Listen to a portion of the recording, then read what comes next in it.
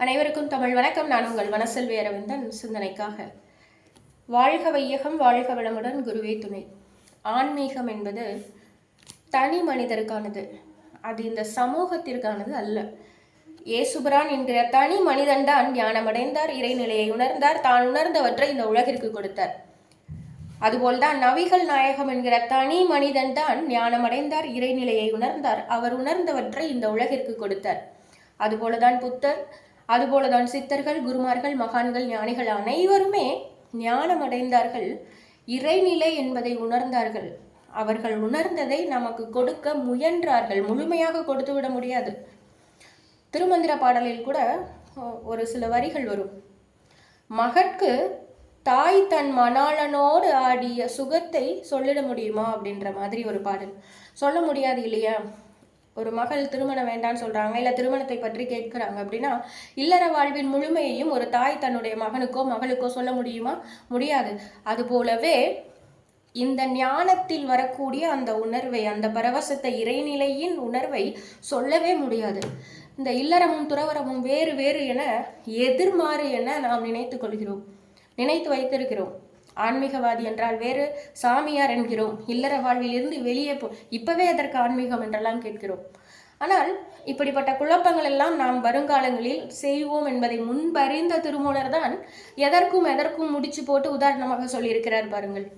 இந்த இல்லற வாழ்வை ஒரு தாய் மகளுக்கு எப்படி சொல்ல முடியாதோ அது மாதிரி அந்த ஞானம், இறைநிலையை உணர்ந்துதான் உணர வேண்டுமே தவிர ஒருத்தருடைய அனுபவம் அது, அதனை முழுமையாக வார்த்தையில் சொல்லிவிட முடியாது என்பதை திருமூலர் கூறியிருக்கிறார். எவ்வளவு பெரிய ஞானம் இல்லையா? இதை அனுபவபூர்வமாக உணர வேண்டும். அதற்கு அந்த காலத்தில் போதுமான வழிகாட்டுதல் இல்லை. இப்போ மாதிரி இருக்கக்கூடிய தகவல் தொழில்நுட்பங்கள் எல்லாம் இல்லை. அவங்க நினைச்சதை சொல்லணும் அப்படின்னா அவ்வளோ எளிமையாக சொல்லிட முடியாது. அப்படி இருந்தும் கூட நமக்கு பின்னாடி வரப்போறவர்களுக்கு இதெல்லாம் வேணும்னு எவ்வளோ பாதுகாப்பாக எப்படியெல்லாம் அவங்க கஷ்டப்பட்டு நமக்கு கொடுத்துருப்பாங்க.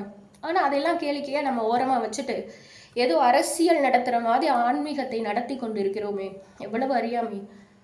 ஏதோ ஒரு தலைவர், தொண்டர்கள், இதெல்லாம் ஆன்மீகமா? ஆன்மீகம் என்பது தனி மனிதன் தனக்குள்ளாக பயணிக்கக்கூடிய, பேராற்றலை உணரக்கூடிய தனி மனித பயணம். ஆனால் இன்று நாம் அப்படி இருக்கிறோமா?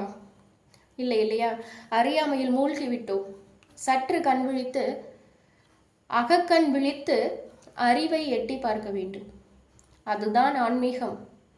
இந்த ஞானம் எல்லாம் சொன்னால் இவங்களுக்கு புரியலை, இதற்கு பன்னெடுங்காலம் ஆகிறது, சரியான வழிகாட்டுதல் இல்லை அப்படின்றது தான்.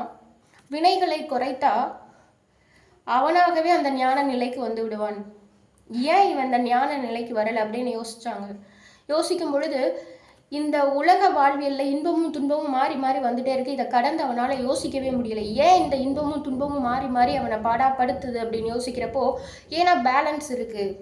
எப்படி பேங்க்ல பேலன்ஸ் வச்சிருக்கிறோமோ அதே மாதிரி நல்வினையும் தீவினையும் சேர்ந்து பெரும் மூட்டையாக அவனுடைய முதுகில் இருந்து கொண்டே இருக்கிறது.